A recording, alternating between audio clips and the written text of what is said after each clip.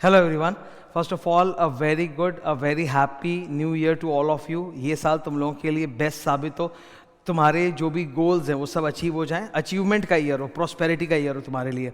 अब आज मैं आप लोगों के सामने ये सीए फाइनल ऑडिट रेगुलर और एग्जाम बैच के बीच में क्या डिफरेंस है वो मैं समझाने जा रहा हूँ।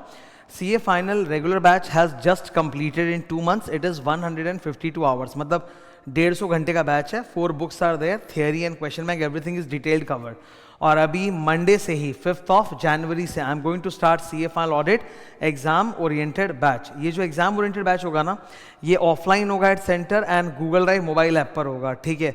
और ये 100 आवर्स का बैच होने वाला है। तो इन दोनों बैचेस में फ़र्क क्या है वो मैं एक्सप्लेन करने जा रहा हूँ, ठीक है। रेगुलर बैच उन स्टूडेंट्स, सबसे पहले हम लोग रेगुलर बैच की बात करते हैं। रेगुलर बैच उन स्टूडेंट्स के लिए होता है जो basically first time CA final audit prepare कर रहे हैं, मतलब ना उन्होंने कोई क्लासेस की है, ना कभी अपने आप सेल्फ स्टडी किया है, first time CA final audit prepare कर रहे हैं, तो उसके लिए सबसे बेस्ट होता है रेगुलर बैच। अगर जिनका exam more than 4 months away है तो आप आराम से कर सकते हो। 150 घंटे और 100 घंटे में 50 आवर्स का ही फर्क है, तो आप आराम से उसको प्रिपेयर कर सकते हो। 4 months दूर एग्जाम, ऑप्टिमम स्पीड से सब पढ़ाया गया है, ना स्लो ना fast, optimum speed. Batch is very much explanatory, ताकि छोटे छोटे डाउट्स नहीं आएंगे, टू मच एक्सप्लेन्ड है, थरो डिटेल्ड है, एंड सारे question answer A to Z discuss किया गया है।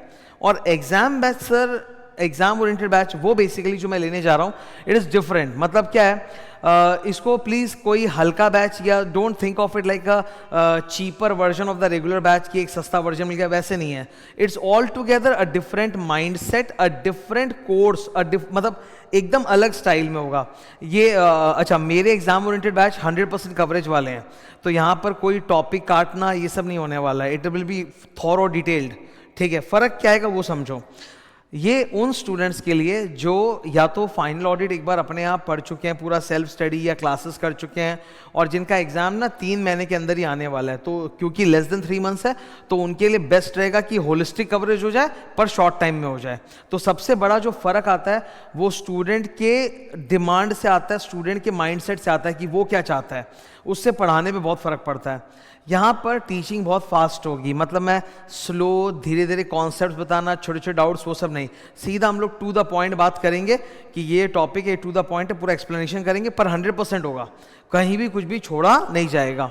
क्वेश्चन आंसर्स के अंदर भी मेरी जो क्वेश्चन बैंक होती है ना, उसमें मेरे क्वेश्चन आंसर्स के अंदर ही मार्क किया हुआ रहता है, इजी मीडियम हार्ड, हर एक क्वेश्चन का लेबलिंग रहता है, okay.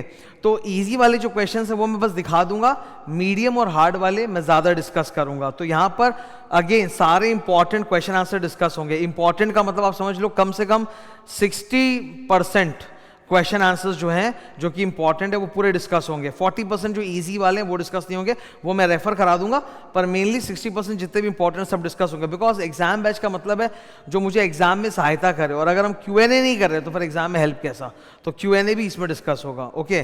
So that is the difference between regular and exam. Once again I will retreat, the major difference happens because of the mentality of the student.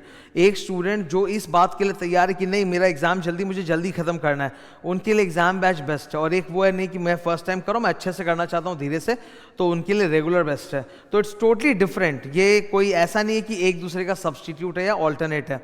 तो मिलते हैं Monday, thank you.